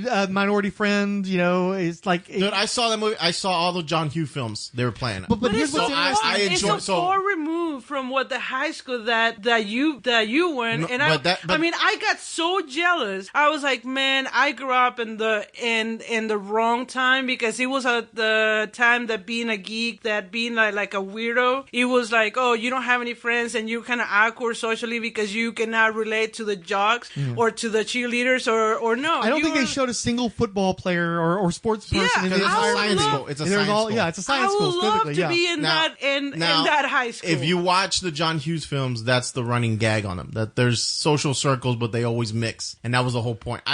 When I watched the movie, when y'all say, "Oh, it's a kids movie," there wasn't a whole lot of Spider-Man fighting action. Like a little kid, when I saw it yesterday, it's not a kid. But kids got bored. Kids got bored because they're like, even my cousin was like, "There's a lot of talky talk." Yeah, there's a lot of talky talk. There's not a lot of Spider-Man punching. Well, he's like 3 big fights. It's not a kids. It's a teenage. Again, and then for anyone my age, it's gonna be nostalgia. You're gonna watch it and you're like, "Oh, look, Ferris Bueller." They're doing that whole weird teen angst movie. I get it. I've watched them a million times. Yeah, but what's weird is you got an 80s soundtrack, and I realize they make a point of saying that it's like an 80s homecoming theme party, all that kind of stuff. But it's so weird that I really felt like I should be hearing some stuff from today for a movie that should be targeting teens. There's no good music. But as you said, it's no. That's the argument. Dude, they had the Ramones. That's what I'm wondering about is in the YouTube era and the post MP3 era. I think the kids were listening to a lot of the great stuff from the old days, and I think that this is their music. Like all music's theirs. They take ownership of all music because they've been taught by movies and by their access to go and listen to everything, not just the current stuff. So it's like, is it a situation where the filmmakers are just wanting to get that 80s vibe and they're forcing the 80s soundtrack onto this movie, or is it that the kids today are so much more open to a variety, like generations of music, and so they're open to that music? I think what it was they were shooting for that nostalgic feel. Okay. Because even my cousin, we were joking about it when we were watching the movie, and she was talking about how when the Ferris Bueller came on, she was talking about how like a couple weeks ago she was there with other little of my cousins, and they were all watching Pretty in Pink. Mm-hmm. My cousin's 20. Yeah, has nothing, but she watched Pretty in Pink because we watched Pretty in Pink. Mm-hmm. It became one of her favorite movies, and now the ones below her are falling in love with Pretty in Pink. So it's just that it's a type of movie that John Hughes made that they try to image. They try to not image, but incorporate these very nostalgic feels. The music, I loved all the music. Across the generations, holy shit! Like everything on the music, the soundtrack, they did Marvel great. The feel feel the high school kind of, and they didn't spend too much time in them, but enough time where you're like, I get it. He's a kid. He's going through all these problems.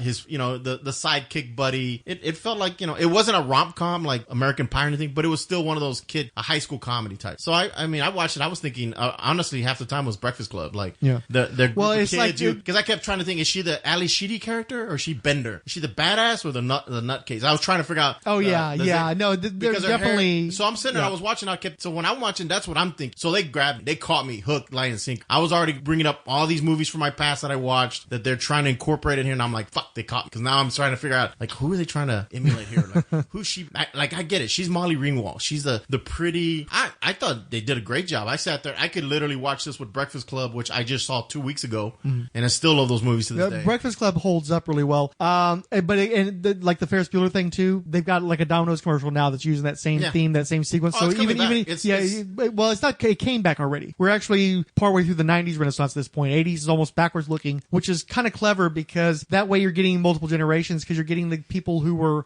still old and young enough to appreciate the '80s movies. You get the guys like us that were probably a little young for the '80s movies. No, we were. We were right at that right age. And then you're getting the people that have had those movies passed down to them. So it's a way of catching multiple demographics. I think this so movie, it's clever. I think this movie was smart where you could watch this movie with the Marvel Universe and you're fine, or you could watch it by itself. And I went with my female cousin. She loved it. She absolutely loved it. Well, you should point out that your female cousin is 20 years younger than you. Well, yeah, she's 19. But she loved the movie, and I know why she loved it. She loved the whole little love story, and that's what she got into. I don't think she was big into the Vulture being this misunderstood blue-collar hero. She liked... Well, because she's 19. And that's right. She's seeing the world as a exactly 19-year-old. Like you are seeing if you gave her movie. powers, I'm sure she'd do stupid shit too. But she got it because that's what she wanted out of the movie. I got the Vulture out of the movie more. I enjoyed the Vulture more. I told you, I was in awe when he was on screen. Yeah. So that Marvel was smart. I want to see them do a Sinister Six movie with Vulture in it. He better be like 90% of the movie. I don't care about anybody else. I thought he was great. Even when he wasn't speaking, just his facial expressions, I was like, holy fuck. And out of Batman, Birdman, and the Vulture, I think that Michael Keaton was best as the Vulture. Yeah. Well, because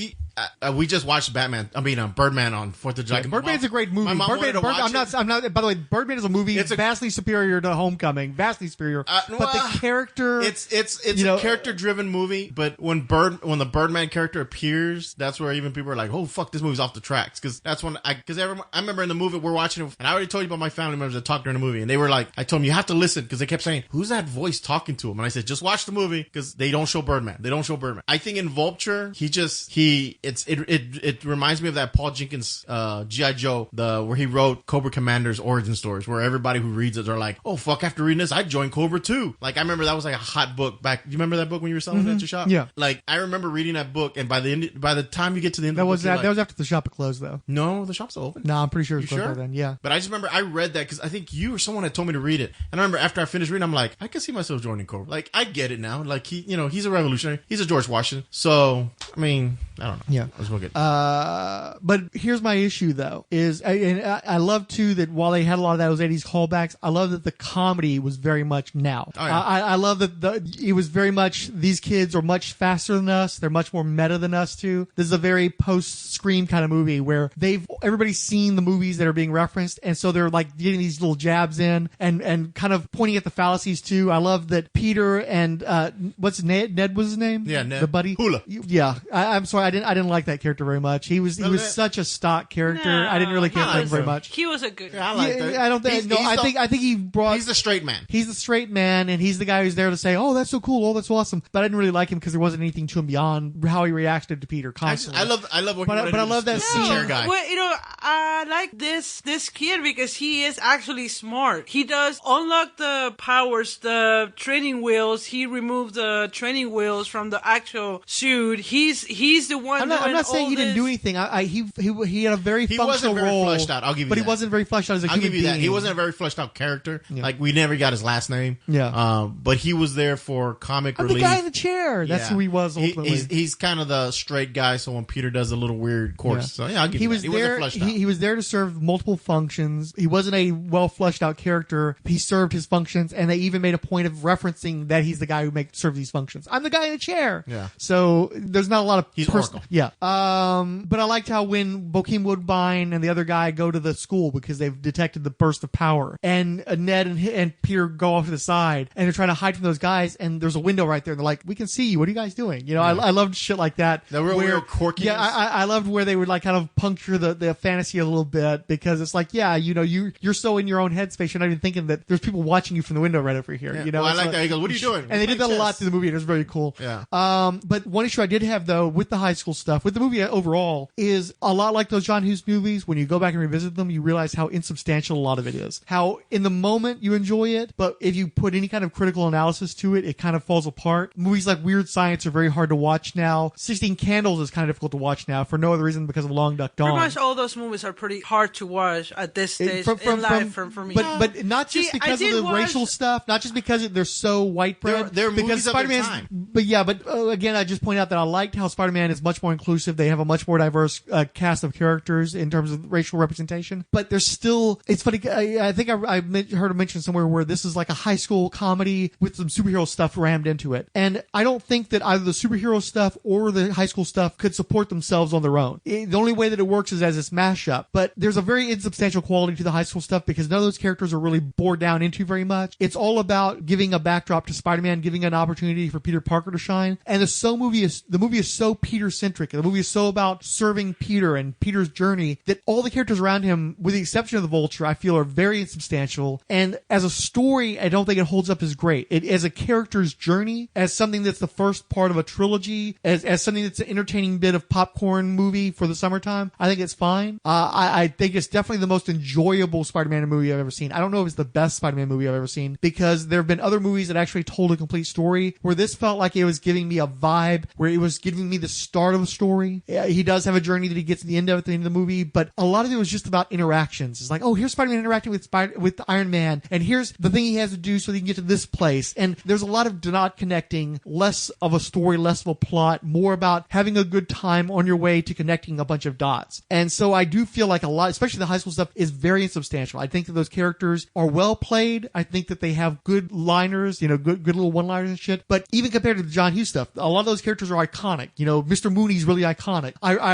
Ferris Bueller's sister, in the guy that she meets at the police station, those characters, as much as that's a goofy, lightweight movie, those characters have arcs. There's multiple characters who all have arcs, who all have stories to tell. So you have a greater tapestry that's built out of what these characters do. And when I go back and I rewatch Ferris Bueller, when I watched it as a teenager, it's like, oh my God, Ferris Bueller is so cool. I want to be like Ferris Bueller when I grow up. And as I watch it as an adult, it's like, Ferris Bueller's a piece of fucking shit. I hate that fucking kid. But Alan Ruck is pretty awesome. I still love Cameron, and I love the journey that Cameron goes on. I love the journey that Ferris's sister goes on. Those are interesting characters. Those are the characters where I can see them being good people when they grow up. Ferris is going to be a shitbag for the rest of his life. But in this movie, none of those characters amount to anything except Peter. It's all about Peter and everybody who's supporting Peter, and the only other character you have to latch onto is the Vulture. So one of the reasons why I think me and Pekita liked him so much is he's the only character that we could really hook into, because so much of the movie is just about making Peter Parker have his buddies and have his moments, and it's not really about telling a story, it's about giving Peter all these moments. Yes. Okay.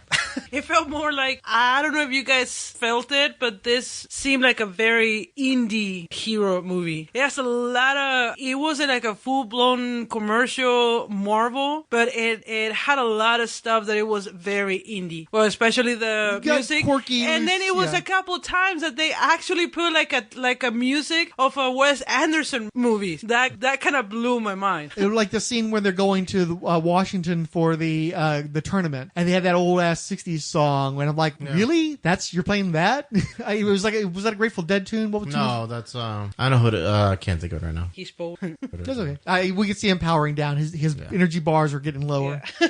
So now I can say the Vulture was not a villain. Sure.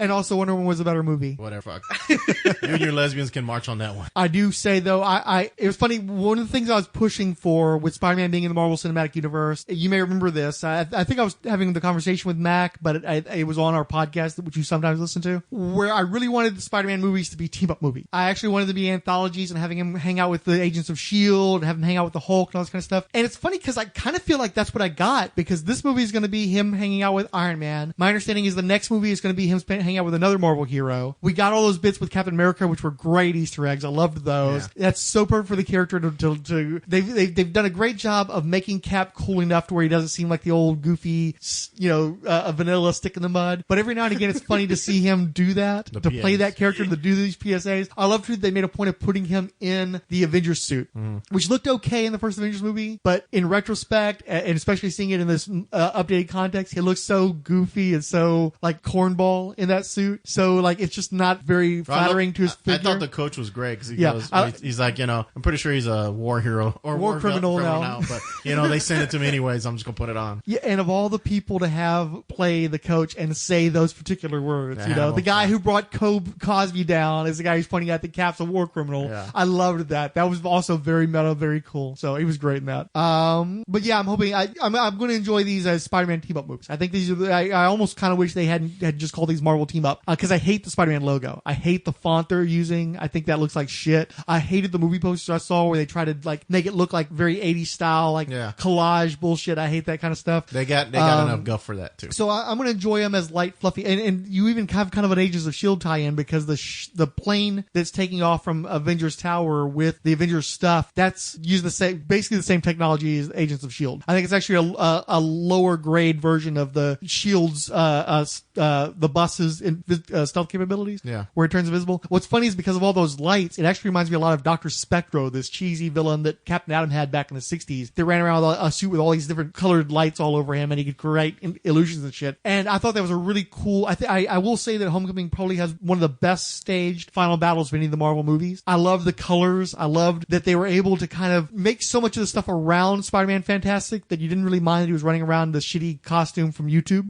I thought that was very well handled. But I do kind of think of this as a fluffy, kind of disposable movie to some degree. I would put it more along the lines of Ant-Man, except that Ant-Man did more for the universe building because I love that Ant-Man was around in the 60s. He's a stealth fighter, and you get that sense of history in the Marvel universe where just because Cap went down in his plane years ago doesn't mean there weren't more Marvels in existence. I love the history that Ant-Man has, and because I just like the character of Ant-Man, Scott Lang, better than Peter Parker within the context of the Marvel Cinematic Universe, I would have to put this below Ant-Man. But it was an entertaining bit of fluff. It's definitely not a 92, 93, whatever the fuck it's at Rotten Tomatoes right now. I just think that it's refreshing to reviewers to see a movie that isn't a fucking origin story. It is light, it is fun, but it's not very substantial. I think it's a popcorn movie. It's a good summer movie, but I don't think it's a great high school movie. I don't think it's a great superhero movie. I think it's kind of just novel to have the combination of the two. And that's one of the things that I think that's what I was trying to catch is that you guys was blowing about the dad of the girl being the the big reveal. Well, I kind of saw that coming. You did? Yeah. Why? Because he kept talking about his family and we hadn't gotten to see his family? Yeah. I kept thinking that he had like a kid on a like life support or some shit, and that was going to be the big thing. Pretty much when he get out of the car to go pick up the girlfriend and he's so confident and going like, oh yeah, I'm going to take out this beautiful girl and she's going to be my dad. It's that's going to be the dad. She's African American. He's whiter than white. There's no way you could have pieced it together. Yeah. 99%. No, what I like is she's not trying to say she figured that out halfway through the movie. It's like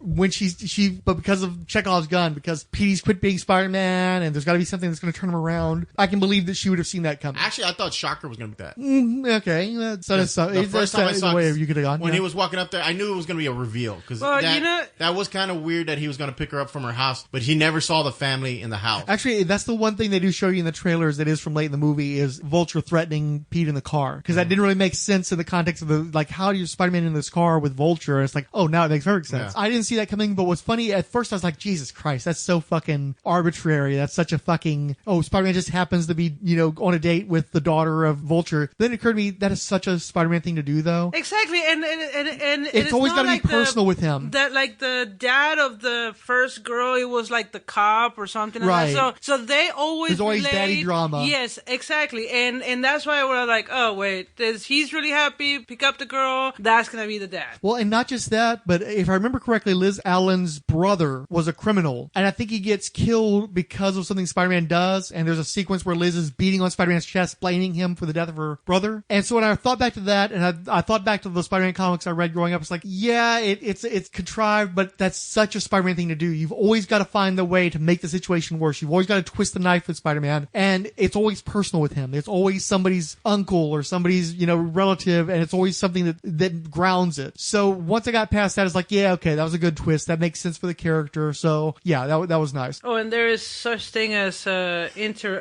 interracial marriages too. So, yeah, there's that too. So it's not like, oh, she's African American and there's no way that you can have a white dad. Yeah. Oh, come on. Well, that and her mom was really fucking hot, especially back in the day. So you can believe that she would have overcome having Michael Keaton's DNA. Not that I'm disparaging Michael Keaton. He's a handsome fella, but he's definitely... He actually looked really good in this movie. Well, he always had a fun swagger to him. I like the way he's got his little strut going. It was gonna fit. It was good. Well, how old is he now? Is he in his late 50s, early 60s, somewhere in there? Yeah. He looked good. And leathery, but good. Leathery. One of the things that I really like is that the actual teacher was Hispanic. Oh, yeah, from Orange is the New Black. Yeah. I was going to mention that. I loved that she just... And what was great, too... See, I'm tired of being like the science teacher. Oh, no, she's not the mom.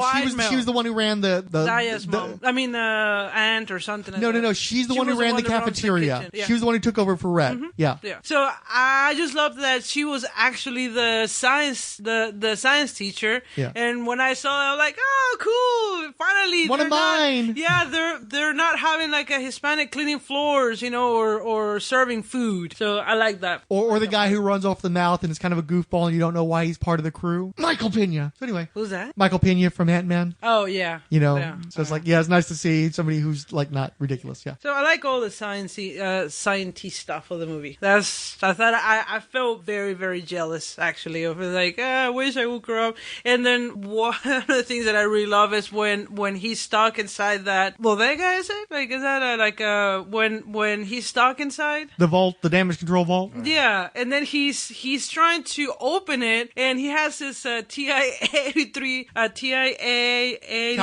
calculator, and I was like, oh my god, that's so cool. Although you might have like a TI-89 because the TI-83 is like a really old model.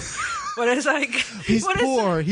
No, but even still, I mean, they're not that expensive. And I was like, oh my god, they actually have those calculators, and he's actually trying to work out the problem, and not just like kind of like a scientist hero, just trying like, oh, let me just do this. No, they actually have him with the notebook and the calculator trying to solve the problem. I thought that was like amazing. It's better than Mila Jovovich pulling out an IV from her arm in Resident Evil and managing to pick the electronic lock on her door. But yeah, no, that was very cool. But again, another thing that was insubstantial is Aunt May. She's gorgeous. Marissa May, I'm a fan of hers. She's got nothing substantial to do in the movie though. She does in the movie very well, but I don't know what she does for a living. I don't know how to, anything about their personal stuff. And I realized that was something that was covered in the Raimi movies, probably to death. And that's probably one of the reasons why they avoided that. Well, and in the web movies as well. But I could have used a little bit more in this one. I felt like that character only exists. A lot of characters just existed for a couple of scenes, and she felt like she was one of them.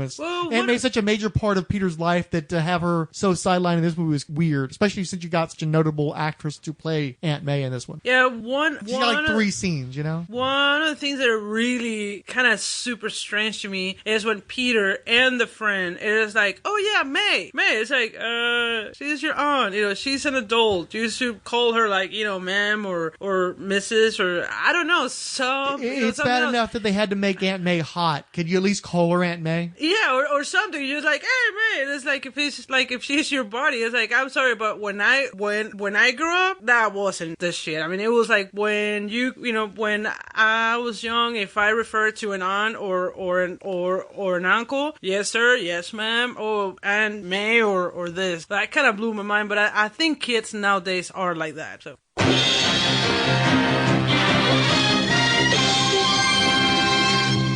Bride on Off, Raven 39, and Zigas, aka Michael, And Michelle Fife of Copra and HeroesCon 2017 fame. is not following on Tumblr. Yeah, score. Fearless front facing followers. Ali Siddiqui, Alphabet Flight Pod, Andy Van Dyke, Ari Sitner, Ashfaqwe, Ahmed Bas Lebeske, CLG Music and Media, Comic Book Vault, Dew, Gordon Flag for You, Gary O'Neill, Grant Sawyer, Hello Shite, The Human Experience, James Hudson, Jessica Redmond, Keith G. Baker, a very cool guy, by the way, Kara Sor L, Lava Hog, Let's Chat with Reveal and Friends, Men Beat Music, Parlapot, Comic Hawk, Vince, McMichael, We Are Indie Porn, Promo. oh, promo, We Are Indie Promo, Willie, it would be cool like porn and then Willie. Willie Yarbrough, Your Art, Retweets, Frantic Ones, Ange, Between the Pages, Comic Reflections, Talk Nerdy to Me, Keepers of the Favorite Flame, 20th Century Geek, the 108th Sage, Andrew and Belfast, Billy Batson, Brody Kitchen, Buddy Woody, Carl Forrest, Chris from Bad Books for Beginners, Cutaway Podcast, David Golding, The Dude, Image, If, Dimitri Pimenov, Dwight L. McPherson, Edmore, At Indie Comics Fan, Marvel Bronze Age, You told me- Miskatonic, and Teal Productions. You told me not to say the ad. I jumped in. Okay. It's all the same guy, but he gave I am not Statter. I'm just saying 4 times, Edmore. There's an Edmore Jr. in the mix. Okay. The Film Pasture, Funny Comics, Good Times, Great Movies, Gord Tolton, Infinity Monkey Comics, Kiji Baker, Longbucks Crusade, Podcast Radio, Richard Field, Say Hello to the Bad Guys Podcast, Sean Marek, Steven Soler, and Torrance I think it's Terrence Castanway or something like that. Castanway. Quite Nerve Sayer. So I just read it? Yeah, quite enough sayers are the folks who commented. Okay. Quite enough Sayers. Cisco on episode 70, Netflix Marvel Jessica Jones Season 1. A good spread of opinions there. Me, I am not a big fan of rape narratives and superhero comics. It has been this ugly cliche to give superheroines something like it in their background. However, if you are going to do it right by asking questions about the nature of consent and exploring the real trauma that comes with the lack of control. Wow, that's a very in-depth comment in there. Jessica Jones Season 1 does this and is entirely more successful than most comics that have attempted. And then Daredevil, the first entry in Netflix Marvel shows. Face it, the Purple Man, or less Silky Kilgrave if you prefer, is a terrifying villain who can control everyone around him. It's rendered extremely well. The Jessica Jones, in fact, punctured Preacher's balloon before it went off the ground. But more than a seasonal villain, he is more into a super villainous, a stalker, and date rapist, highlighting terribly a commonplace behavior in a high-tended way that actually builds on a theme. And as much as David Tennant villain is a key ingredient in this season, he doesn't have to stick around forever like a Kingpin does in Daredevil. So to show doesn't feel like it is a movie as slowly and as more satisfying resolution. Despite the fact that I do agree with you that this show are essentially 6 episode arc with at least 4 episodes of padding. It also helps that Jessica Jones has more expensive and interesting cast, with Luke Cage playing an important role and easily selling us, I think, in his own upcoming series. Even so, I've been unable to keep up with the releases, or rather unwillingly, and after a single episode of Daredevil Season 2, I haven't even tried to queue up Netflix Marvel shows. Any comment on that? Well, where to start? So it is true that there are actually a lot of superheroines. They have a lot of rape stories. Yeah, unfortunately. Comic books, especially in the 70s, were dealing with that a lot. It's like that sort of thing was verboten in film and to a lesser degree in greater fiction in general because of just the social mores internationally. And in the 60s and 70s, when you had that loss of restrictions on things that you could discuss openly, a lot of good came out of that. Certainly for gay representation, gay rights, minority rights, and representation. But it also allowed for a lot of really icky, toxic male bullshit to get into the public consciousness, which included a lot of rapey stuff, especially in the 70s. And a lot of superheroines have rapey stuff in their history. Well, and let me ask you this. I mean, I'm pretty sure that most of the writers were white males. Exactly. So their perspective is a little bit obscure of what an actual person who went through rape it is actually going through and how they, try to come to terms that if somebody violated. Well, and I think that's what Siskoid's pointing out, is that a lot of the comic book fiction that's related to rape is from a male perspective. It's typically very sensationalized and really exploitative. You're exploiting this trauma for fictional purposes, not because you want to do any kind of true representation and exploration. It was actually funny because when we were waiting to talk with Evan Dorkin, one of his fans was asking about that device, and Dorkin was basically saying, just don't do it. Just don't use it. But if you feel like you have to use it for the story you're telling, make sure you do the research. Make sure you're going to do something that's actually, beneficial. Don't be another one of these guys that just takes advantage of it for... And ask of a woman's opinion, because we all think differently. Don't write like this guy was saying. I call it the milk and cheese guys because I can never remember his name. Just don't do it. But if you actually have to, ask an opinion of a woman, because we see things differently and we're not reacting the same way as a men think that we are going to react. Yeah, that's something I come across a lot on Twitter these days, is that a lot of people that aren't straight white males are really, really, really tired of straight white males writing about their experiences without ever even discussing it with them. And you're not going to get any kind of an accurate representation, and you're basically putting forth a misconception from an often very ill-informed place. So yeah, you just it is either don't appropriate somebody else's life experiences for your fiction if you're not coming from that perspective, or at least fucking talk to somebody and have your shit vetted so that you're not making mistakes that have been made by people in the past that have been harmful. And it's part of being a professional, right? I mean, when you're doing something like that, writing or trying to come up with stories, you do your research, you do your homework. There's a lot of times that like actors go spend time with like homeless people or doctors or whoever they kind of represent, so they can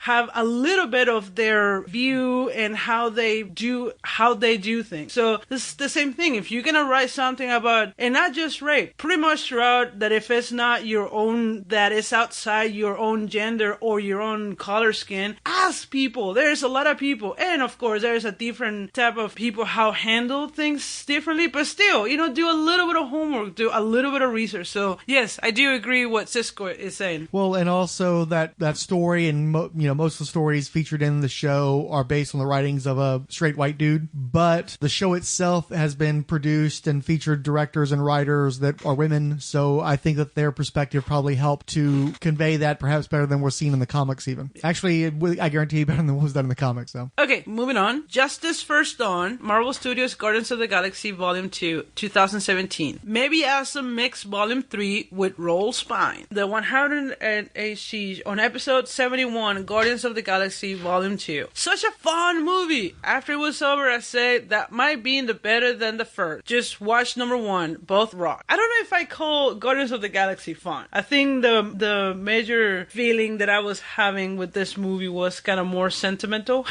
Yeah, I mean, it wasn't like, it is kind of fun laugh, trying to, although I have to say this, they did way better with the jokes because they dialed it down a little bit and they were not that predictable. Well, they were kind of predictable still. And it was kind of sad-ish movie. So, Kiji Baker, Guardian of the Galaxy 2 equals Paul's Boutique. Illegal Machine is a goddamn wordsmith. What does that mean? Oh, he was saying that he was comparing Guardians of the Galaxy 2 with the album Paul's Boutique in the podcast. Oh, okay. And Mac was just glad that somebody actually understood what he was saying by making that reference. Okay. Keen Size Comics, Giant Size Fun Podcast. I wish I could pull up a chair and drink a 30-pack in your recording studio. I laugh my ass off while you record. Fun episode and recap. P.S. Illegal Machines, Falcon's impression was great. Yeah, it is being in the house when you guys record. It can be quite fun and sometimes a little bit frustrating because I have to say this, Frank does a very good job editing everything. So I listen to it raw and let me tell you,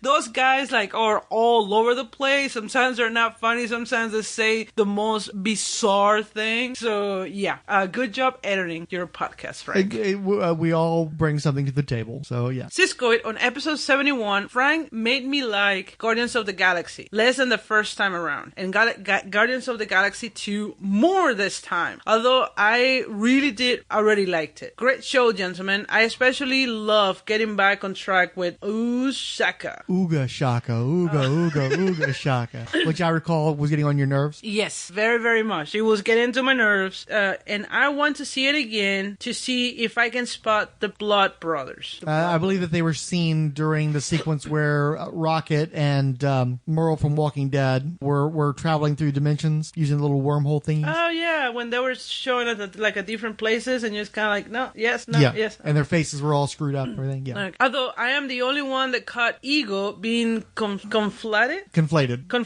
with the Gardener just to keep nerd like me on their toes.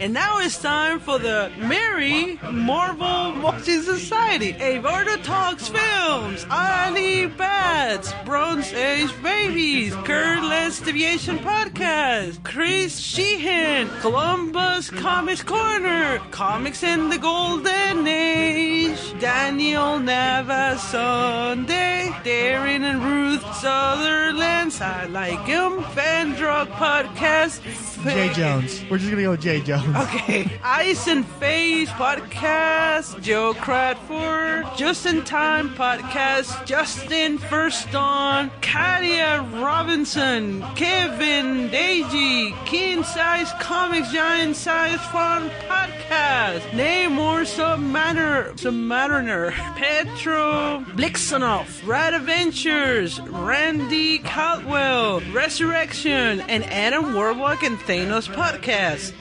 Ripe Baines. I think it's Ripu Baines. Ripu Baines. Ryan Daly, Sean Phillips, Silver and Gold, When It Was Cool, Ren, and Xenophile, Jump. A podcast run by Darren Sullivan. Okay, Xenosioc. How you say that?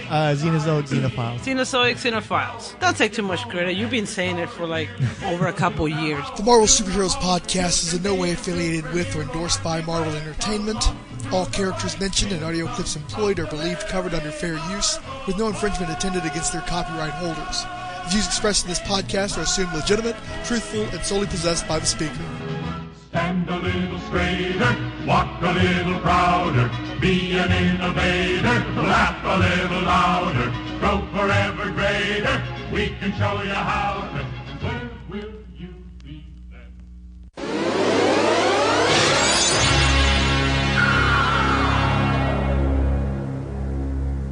So, welcome to the Marvel Superheroes Podcast. I'm Diabolu Frank, and with me are... Illegal Machine.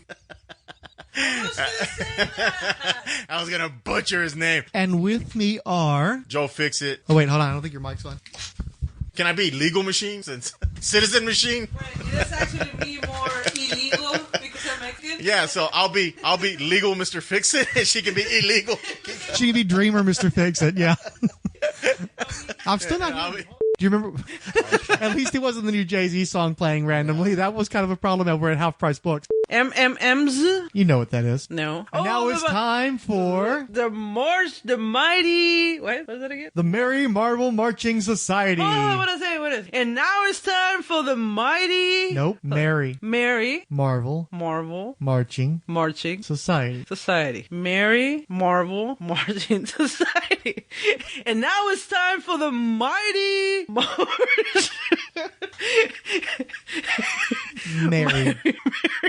And now it's time for the Merry Marching Marvel Society. What the fuck is wrong with me? the Merry Marvel Marching Society. The Merry Marvel Marching Society. And now it's time for the Merry Marvel Marching Society. And now it's time for the mighty... No. Now it's time for the Mary... Why Mary? I didn't come up with it. I didn't invent I mean, it doesn't make sense. Merry Marvel have you heard the song? Of course, I love it. The Merry Marvel Marching Society. That's the song. That's the name. It actually sounds better if it's mighty. Blame Stan Lee or Flo Steinberg or whoever the hell No, see, came up it with sounds way better. The Mighty Marching Marvel Society. Well, see, the Mighty Marvel Mailbag comes to the Merry Marvel Marching Society. Okay. Okay, now it's time for the Merry Marvel Marching Society. Okay, never mind. Captain America here. I need your help battling the energy wasters, the thermal thief, the wattage waster, and the cold air crook. These insidious villains are probably in your home. Defeat the thermal thief by shutting doors. Waste the wattage waster by turning off unused lights. And cool the cold air crook by shutting the refrigerator door. Saving energy is everyone's business, so keep it up, America.